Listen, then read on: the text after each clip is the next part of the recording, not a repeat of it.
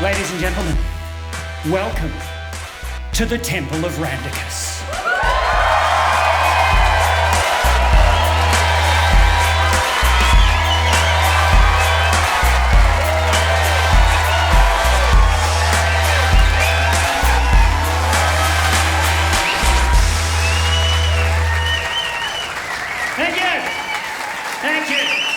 Thank you all very much for coming to worship this evening in the Temple of Randicus.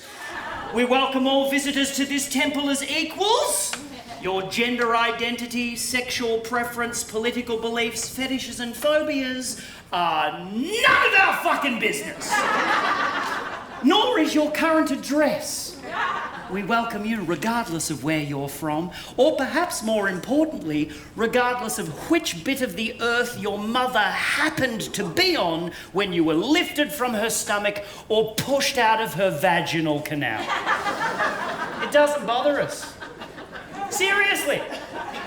We had someone in from Ocean Shores last night. We let them have a seat and everything. It's a very broad church. It's a fucking broad church.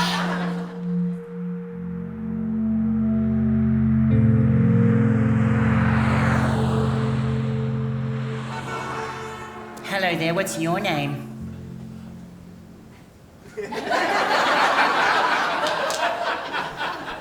Am I looking at someone?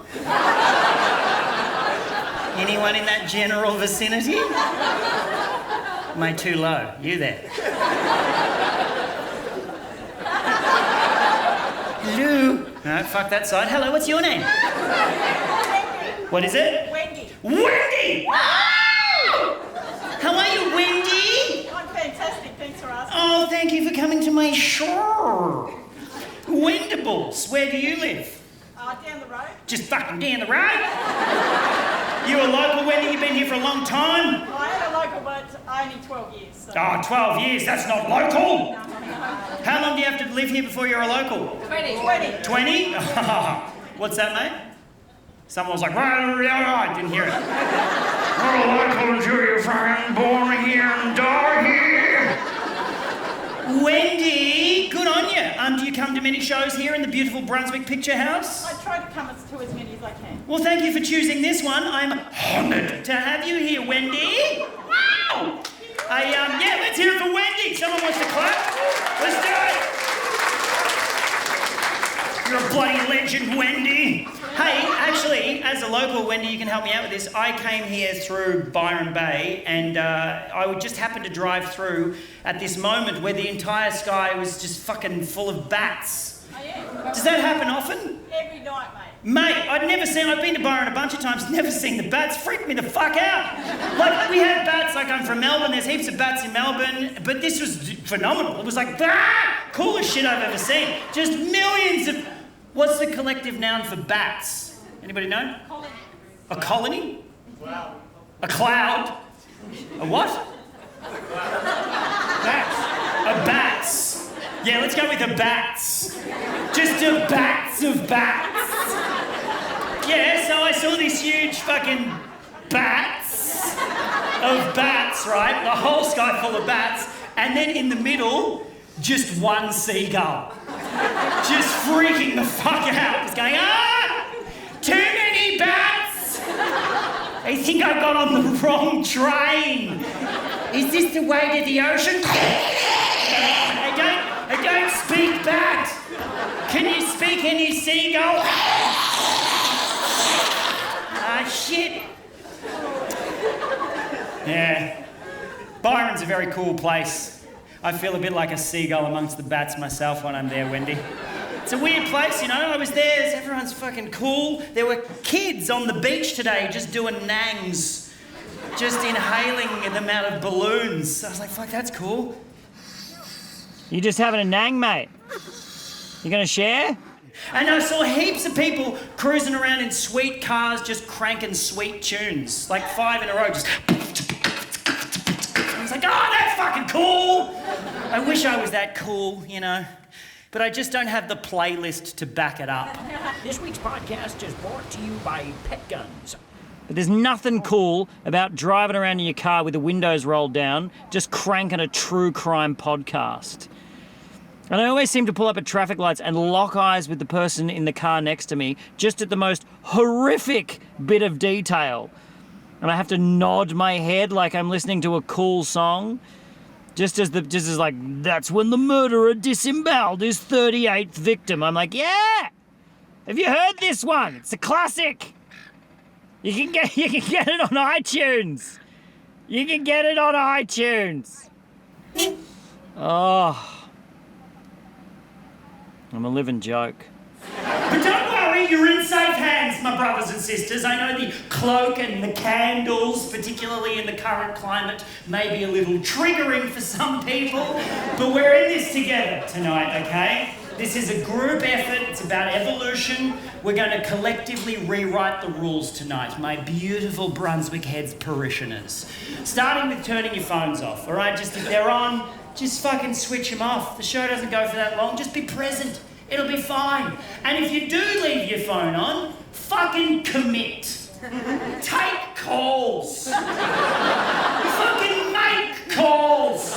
Come up here and make calls. Come up here and make calls with your wireless headphones in like an asshole. Couldn't give a fuck. Don't take photos. Resist the temptation to take a photo for an hour. How are you going to get through it? I mean, seriously, what are you going to do with those photos? Show them to your grandchildren? Oh, look, this is when I went to see Randy. What the fuck is a Randy?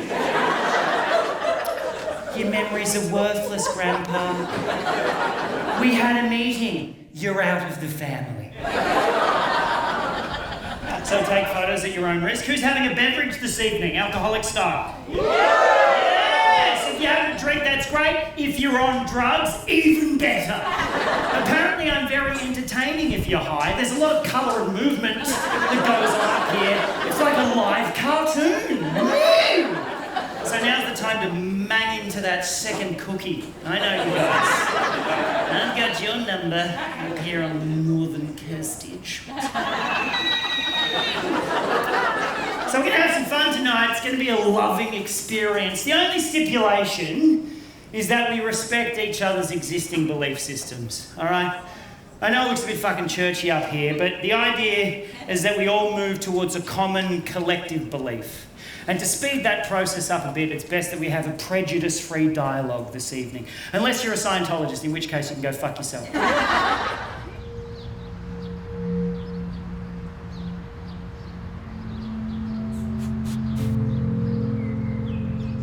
People are very protective of their faith, and rightfully so. Faith is everything. Faith can provide purpose, comfort, structure, and meaning. Faith can also protect bigots, justify atrocities, and perpetuate discrimination. But so could the Jackson family, apparently, so let's concentrate on the positive, shall we?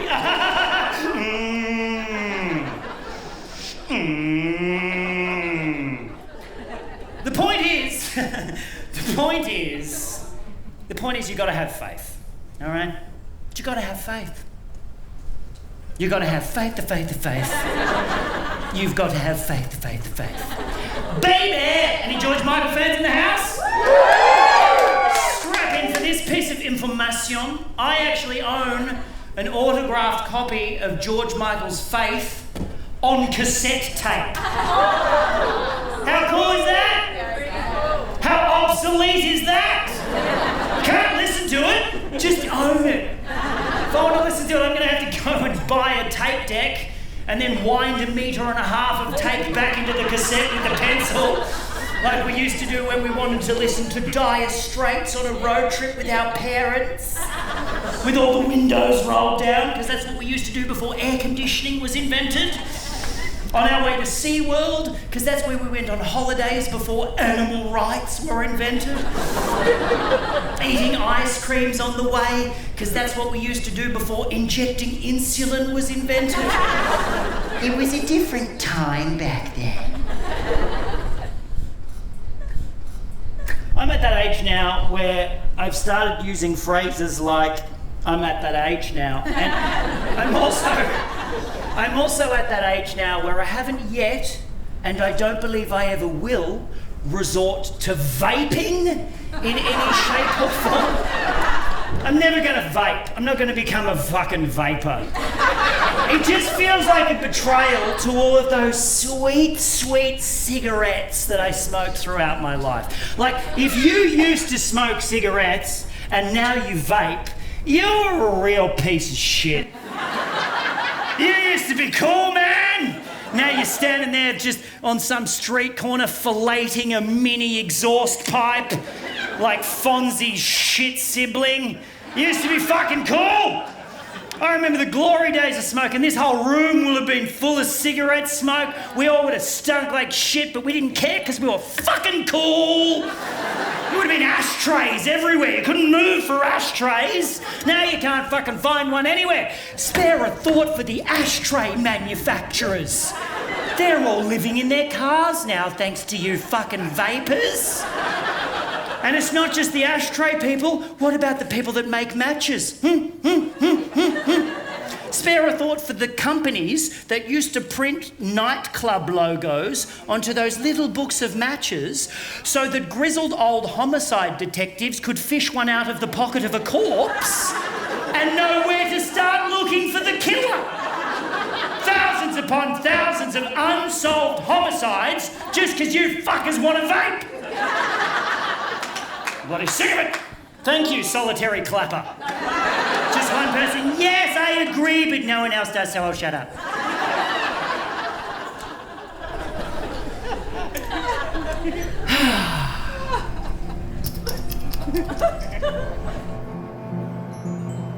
George Michael, eh? Where did George go? Someone said to the bathroom, and someone followed up very quickly with, "He's dead." I'm aware of that, but I just want to know, like, where did George go? Where's George? I mean, statistically speaking, around 50% of you believe that George Michael is currently experiencing some variety of afterlife, depending on your religious flavour of choice, of course. Some of you believe he's having a lovely time reunited with his dead relatives. Some of you believe he's awaiting resurrection to face his final judgment. And some of you believe that George Michael's extracurricular activities, such as touching other men's penises with his own penis, for example, will have earned him an eternity as a rotisserie chicken in the kebab shop of damnation. Around 7% of you believe that George Michael is currently making a comeback, possibly as a platypus. Depends on his deeds, really. And the remaining 43% of you either believe that George Michael is slowly fertilising the soil in Highgate Cemetery, or you don't really give a shit either way, or you didn't fill out your 2016 census form. Who didn't fill out their 2016 census form? Come on. Yes, if you woo! I didn't fucking woo! Wendy, did you fill out your 2016 census form? I did indeed. Oh, you did? Wow! Woo! Hey, Wendy, what did you tick, if you remember, it was a couple of years ago, but what did you tick for faith or religious beliefs? Just bearing in mind this is a judgment-free environment and everybody else in the room has shared something intimately personal about themselves. Now it's your turn. Wendy. It's a trap. What's that, mate? It's a trap. It's a trap! No, there's no traps here, my friend. It's just fun times. What's your name? Weapon? Greg? Gregory? We're going to come back to you, Wendy. We just need to address Greg for a moment. Greg? Did you fill out your 2016 census form, Gregory? Too late. Too late? What do you mean, mate? They were very upset with me. You what happened? I missed it. You missed the 2016 census. Where were you, mate? Just punching a fucking cone somewhere. What happened, Greg? Were you over the seas? Where were you, man? Just in Mullen? Just fucking sick. Just off the grid, mate. No, Greg? Well, what would you have ticked for faith or religious belief if you had to fill it out? Do you have a faith system? I'm a Jedi. Oh, you're a Jedi! That's an option on the census these days. Do you have a practicing faith that goes along with your Jediism? Only on Tuesdays. You just using the Force on Tuesdays. The rest of the time you just fucking... Just imagining you just going like this and the bomb floating across the room into your hand. I can't see you, Greg, but I'm making some assumptions about your character. I hope I'm in the ballpark. In case the cameras pick you up, you're probably just sitting there in a business suit going, I've never tried drugs in my entire life. I'm merely on my way from Sydney to Brisbane for a business trip. I am insulted. Is that right, Greg, or are you just fucking punching cones like a weapon?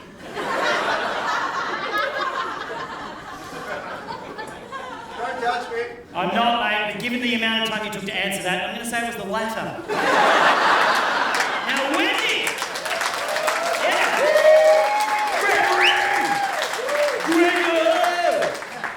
Wendy, what did you tick for faith? You've had plenty of time to think about it now. Did you tick anything for faith or religious belief? Yeah, I'm an atheist, mate. You're an atheist? Oh, we've got some atheist fans in the house. Yeah, you just die! Just blackness and abyss! Never been here before, never coming back! So where do you think George Michael went? In the ground, I believe. Just in the ground? Yeah, nice one. Personally, Wendy, I believe that George Michael was abducted by aliens. They were very active in 2016, the year that George Michael died. Those musician abducting aliens. Fuck, they got some rippers that year! George Michael, David Bowie, Prince, Sharon Jones, Merle Haggard, fucking Leonard Cohen! It must have been some sort of alien university O-Week challenge. Scull a pint of hydrogen and bring back a popular musician from planet Earth.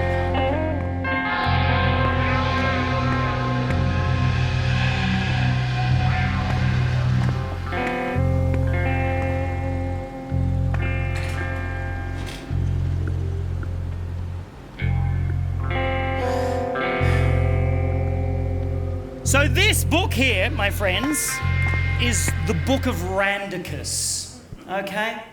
What the fuck is the Book of Randicus? Great question, Wendy. Thank you for asking. Always asking questions. And thanks for bringing your own microphone too, Wendy. That was excellent forward planning on your part. In case you haven't noticed, just to bring you all up to speed, I have invented a new religion, okay? Pretty straightforward. Keep up. It's not Frasier. But this one Frasier fan. This religion is based on the philosophy that Homo sapiens were elevated to the top of the food chain 70,000 years ago via the intervention of an intergalactic messiah named Beryl. Because fucking why not? Now, I have called it a religion because it seems like the most effective method of recruitment, but the teachings are grounded in scientific fact, okay? For example, we know that at least 10 different species of human lived on planet Earth, many of them simultaneously. That much, at least, we knew to be true. We also know that 70,000 years ago, Homo sapiens shot inexplicably to the top of the food chain, and they have remained there ever since. There's varying theories as to how that happened. My theory, and this is where the religion part kicks in, is that Beryl was an intergalactic missionary, travelling from planet to planet, choosing one species from each planet, kick-starting their intelligence, leaving them to evolve for several thousand years, then later returning to those planets and recruiting these newly evolved species to help care for and maintain the multiverse. Simple as that. The Book of Randicus teaches us that Beryl came to planet Earth, chose Homo sapiens and gave us 70,000 years to evolve, which means she could be back here any day now, so we need to crack the fuck on with becoming enlightened. Any questions? Wendy? Excellent! We are ready to crack on. Yeah, that's great. Smattering of applause. I am sensing a little bit of cynicism, particularly from the Greg region of the audience.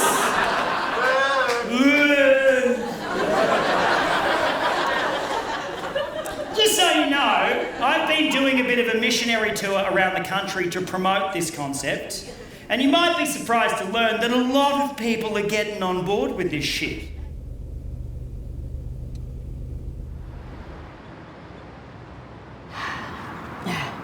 I've been on the road for about a year now. I've met some wonderful people. I've also mastered the art of making porridge in a motel room kettle. Yeah, I tell you, there's nothing more inspiring than looking across a car park to a busy freeway whilst scraping glutinous oats off the bottom of a calcified electrical appliance from the mid-1970s.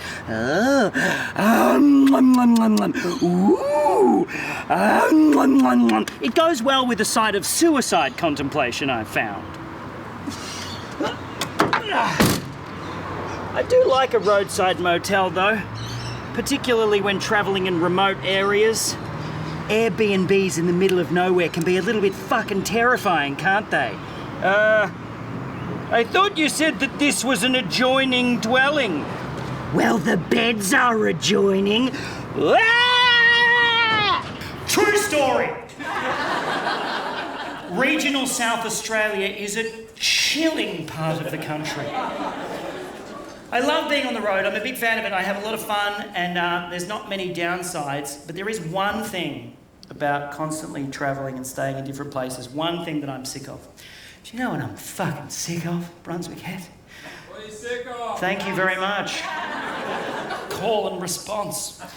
I am fucking sick of rating my experience.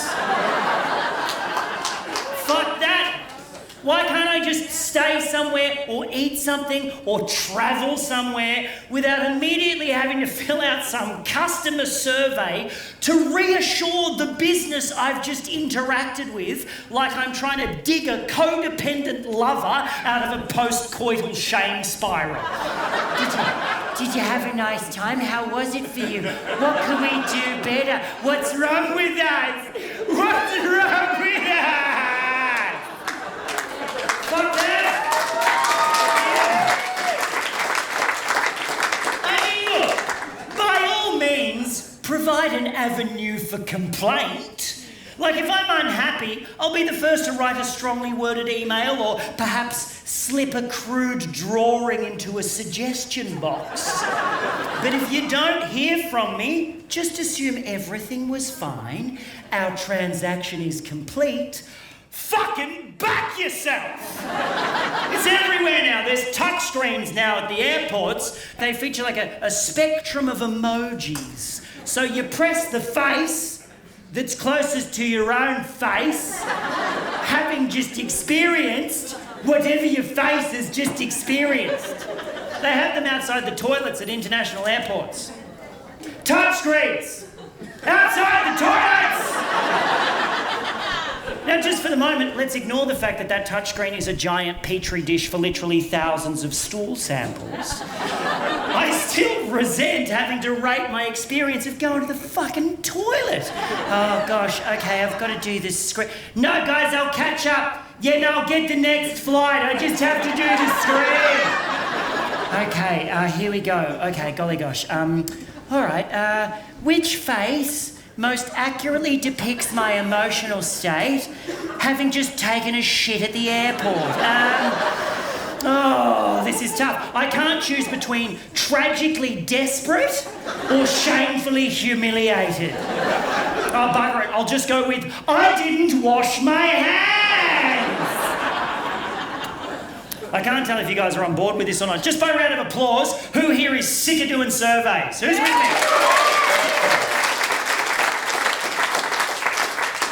That was a survey, you fucking idiots! You just surveyed the room. You're like, yeah, we hate surveys. That's how they get you. Stay on your toes, Brunswick heads. Stay vigilant.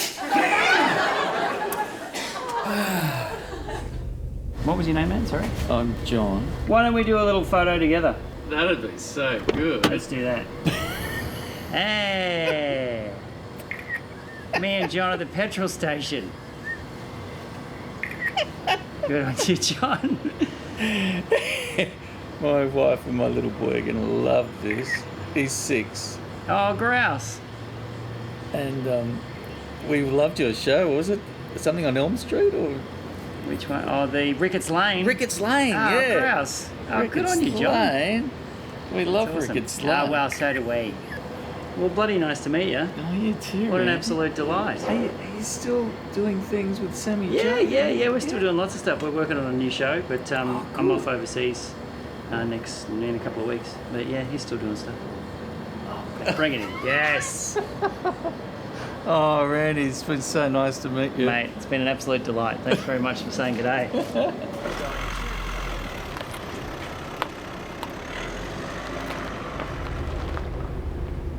I would now like to take a reading from the Book of Randicus, chapter 7, verse 69. Now, grow up. It just happens to be verse 69. It's pure coincidence. It's a good verse, all right? Could have been any verse. We're all adults here. Disgusting.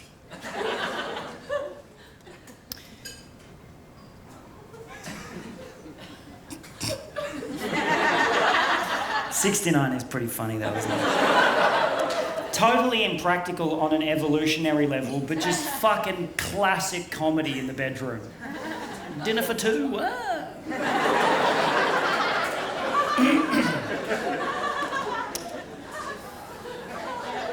I always think of Pompeii when I'm in that position. You know, like when Pompeii, the volcano erupted and everybody just got frozen in the positions they were in at the time?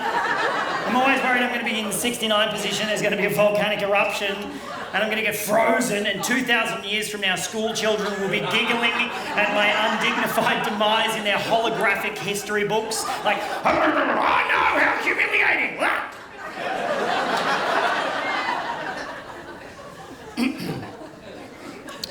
It's always a bit conflicting, the 69 position, isn't it?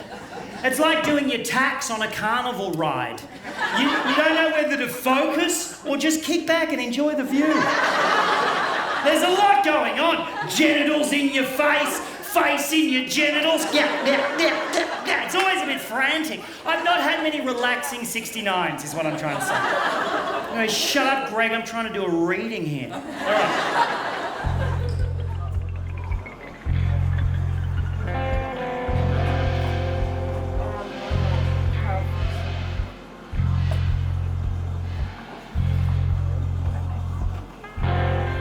Oh, fuck, hang on, I'm on the wrong page.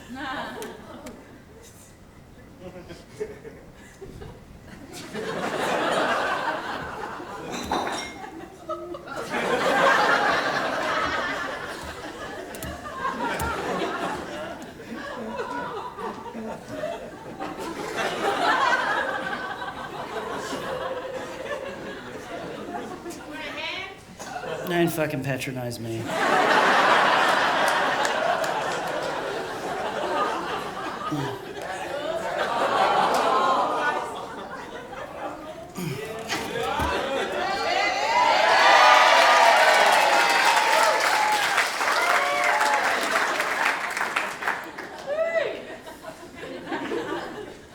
All right, here we go. Oh, I was on the right page.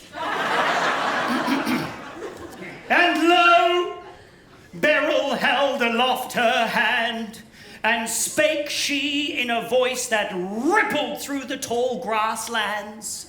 like the uninvited breath of the stranger's hound on the exposed leg beneath the outdoor cafe table. Consider your fingertip, spake Beryl, and onward she spake. Your fingertip is currently harbouring tens of millions of living organisms. Just the tip of your finger. Consider that for a moment. Now consider that your entire body is home to 100 trillion non-human cells. Each of you carry around 4.4 million non-human genes. 90% of who you are is not actually who you are. Her words rang out across the valley. Microbes, my brothers and sisters. I'm talking about microbes.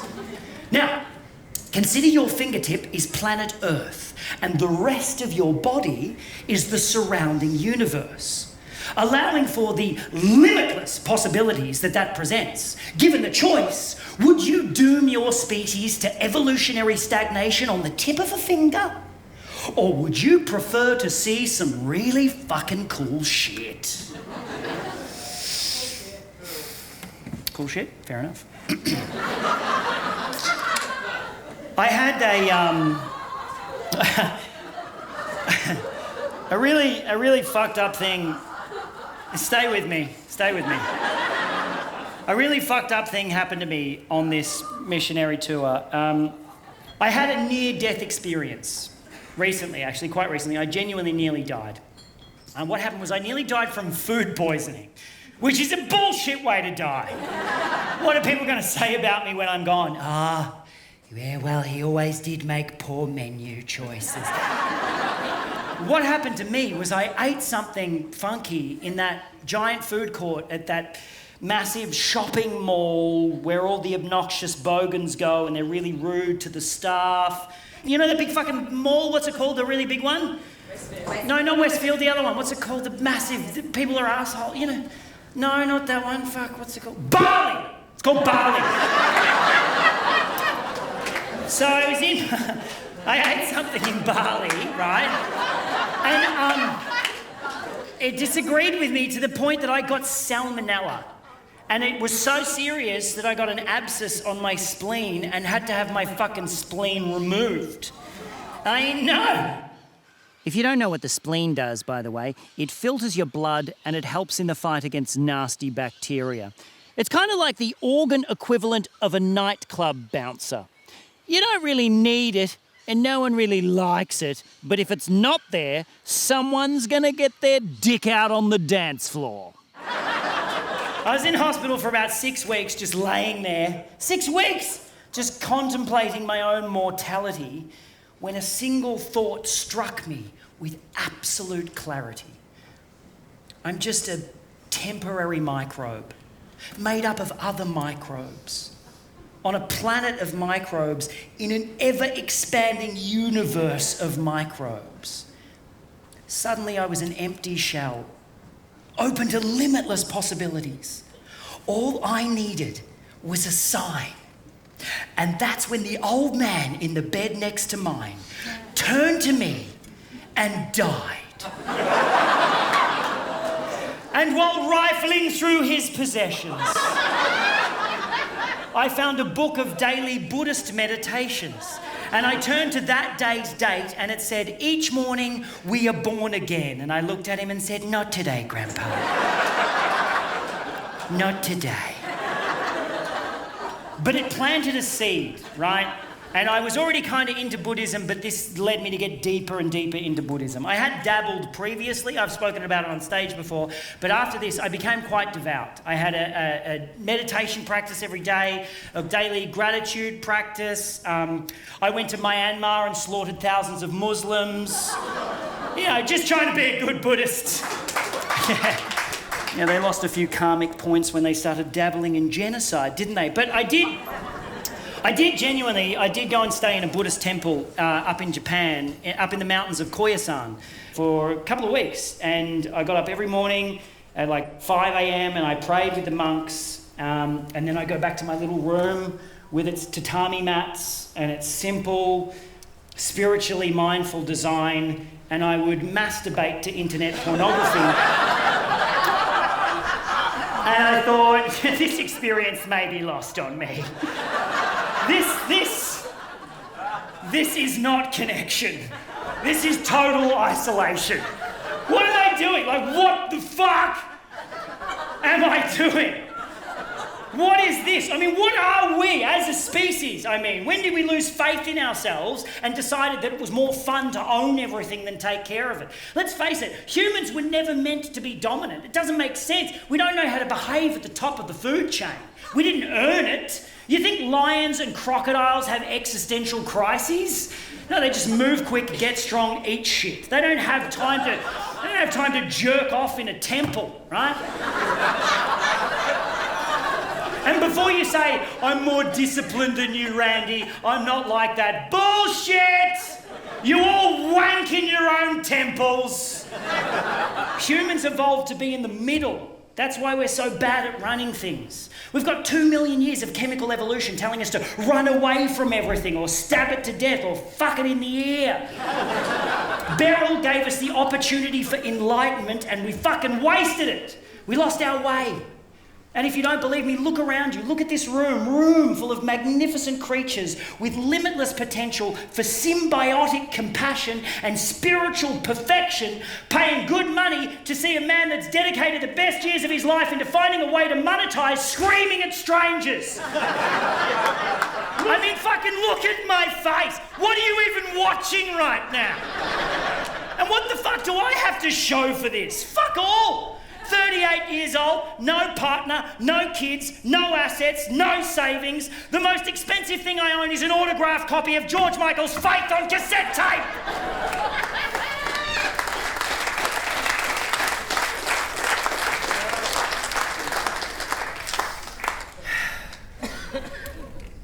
Oh, I don't fucking know. I don't know, sometimes you do. You do, you travel around and you do shows and you... I don't know how I got here, I don't know.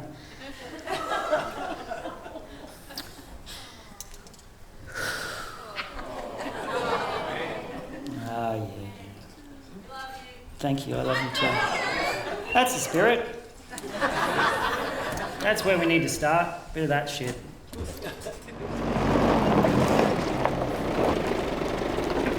Yeah, hey, Mum. No, I'm still on the road. Oh, I don't even know where I am right now. Yeah. Yeah, I will. All right. Yeah, no, I'm good. I'm just tired. Okay. Love you too. Okay, bye.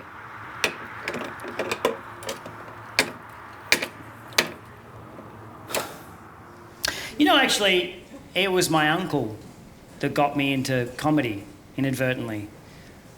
I've got this uncle. He's an amateur magician. And by that I mean he really wants to be a magician, but he's just fucking amateur! Just fucking awful! And he always does these Christmas shows for us. He does Christmas magic shows every Christmas. And when I say that, you're probably picturing like card tricks and rabbits out of hats. None of that. He's like an amateur escapologist, daredevil, illusionist kind of magician, just doing dangerous shit with no training and not a lot going on upstairs. One of my earliest childhood memories, right, he got up on top of the pergola, right, in a straitjacket, and he's going to jump off the pergola into the swimming pool and not surface until he got out of the straitjacket. None of us told him not to do it. So he's up there on the pergola, wrapped in his straitjacket, and he does this thing before he does any trick. He goes, 3, 2, 1, ready! It's like his little catchphrase. So he's up there and he goes, 3, 2, 1, ready! He takes a step back to run up into the pool and just went, wah! Straight through the pergola, impaled his shoulder on a star picket, tore all the ligaments in his ankle, and when he landed, he made such a loud noise it frightened the dog, and the dog bit him on the face. So Christmas was always awesome.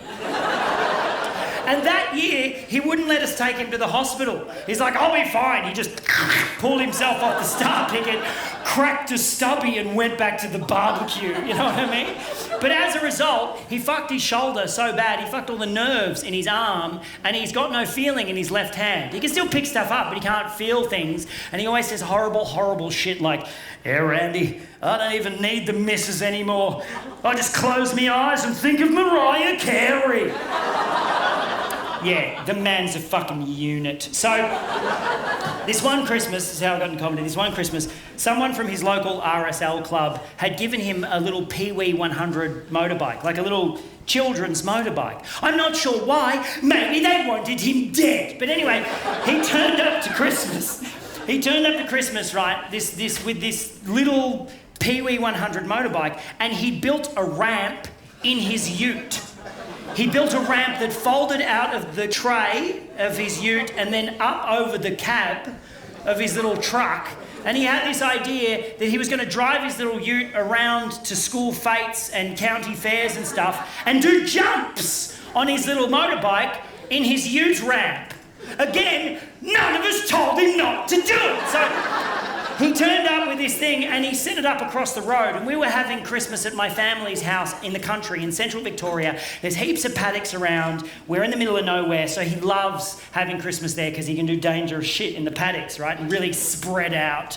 So he built the obstacle course, and he's across the road all morning setting this up, and we're in the house and we hear 3, 2, 1, ready!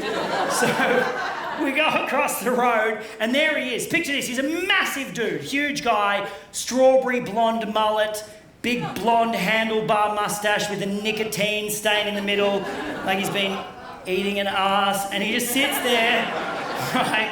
He's huge on this tiny motorbike. He's like, here we go! And he took off, and he was like weaving through the cones, popping little monos. He did about 25 minutes as a warm-up. We're like, actually, this is pretty entertaining. And he gets to the end of his warm-up, he parks the bike about maybe 20 metres from where he's going to start his run up to his big jump, and he added a little bit of showbiz flair here. I'll never forget it. He got off the bike and he pretended that the motorbike was too heavy for him to push. Massive dude, tiny motorbike. He just goes, it's too heavy, kids, I can't push it. We're like, yay!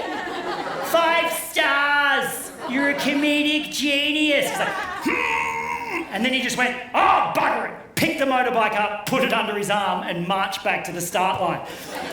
Like a fucking legend. So he gets to the start line, he goes to put the motorbike down, but he can't. Because when he picked it up, he inadvertently put his left hand on the exhaust pipe. He's got no feeling in his left hand.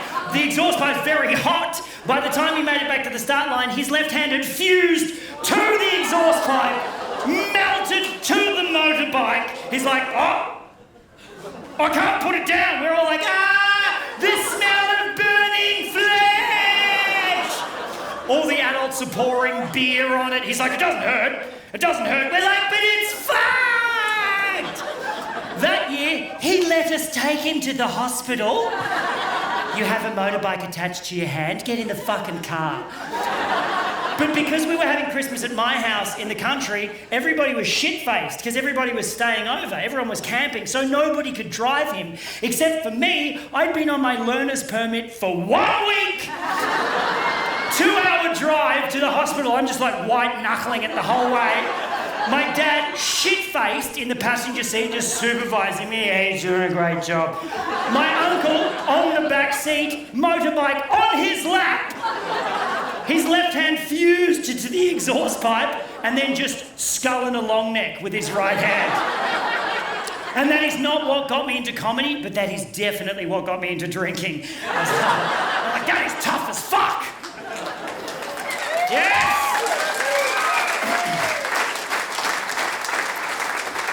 So, it's Christmas night in emergency. So there's chaos. There's people impaled on Christmas trees and kids that have eaten Christmas baubles and shit. And so it's crazy, but he walks through the doors carrying a motorbike and the entire room went silent. I've never seen anything like it. All these people just went...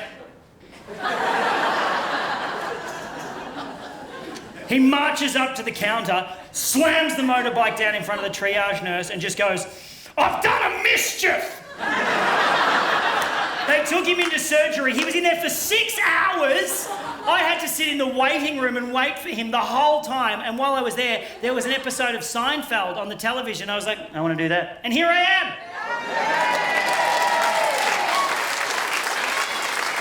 Thank you, Uncle. Thank you, Uncle.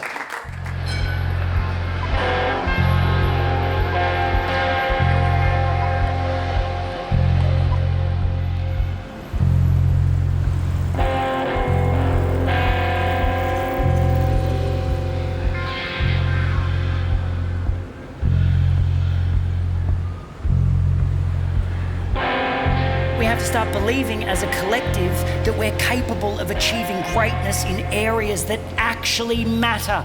And it's not going to be easy. I'm not up here saying that I've got, I haven't got it figured out. We're just going to have to try. If we're going to get our shit together, it's going to involve some sacrifice. You've got to give up a lot of shit. Stuff like casual misogyny, listening to commercial radio, and going to the horse races. Yeah! Yes. I'm sorry, there's no more horse races now. Here's a fun fact. 119 racehorses died last year. 119 racehorses killed while racing. To put that into perspective, that's the equivalent of 6 Australian rules football teams worth of players dying on the field during matches. You reckon if that happened, they'd probably put a stop to the sport, don't you think? It seems a little bit dangerous, or at the very least, unnecessarily cruel. Oh! Looks like he's done his hamstring. Oh, that's an Achilles tendon. Out for the season of life. I think we should do it. I think we should start killing some Aussie rules footy players. Send a message to the racing industry. Collingwood can go first. Who's with me?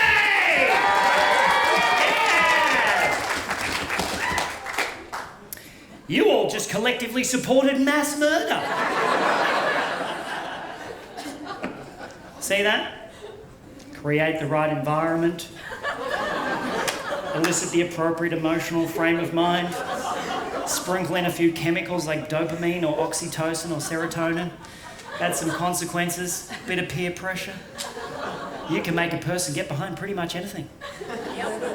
You can manufacture faith. Anywhere from blind allegiance to true love to the belief that repeatedly hitting a button at an intersection will make the traffic lights change. It doesn't work. You only need to press it once. It's a timed sequence. But there's always someone there, isn't there, just going, charge! Fucking charge!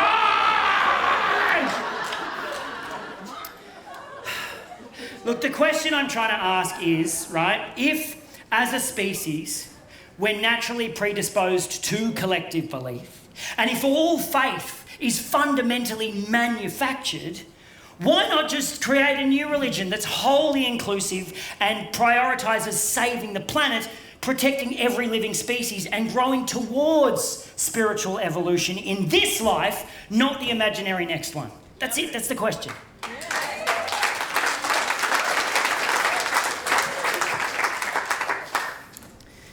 People watching this going, geez, you're a self-righteous little shit, aren't you? What are you doing, Randy? What are you doing?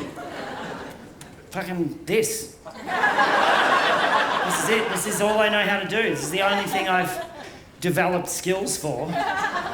So if you've got a skill, figure out how to apply it. Do something fucking worthwhile, you cunts. Okay, here we go. I'm going to end on a reading, all right? And then we're going to go off in the night together, change the fucking world. And with that, Beryl climbed aboard her spacecraft and buggered off. And the sapiens were left to ponder their limitless potential. So, said one sapien to another, you think she's going to come back? Honestly, said the other sapien, I don't know if it matters. We should probably get started on becoming enlightened regardless. Yeah, said the other sapien. I'm sure we'll get around to it eventually. Here ends the lesson. Thank you very much. Good night. Thank you.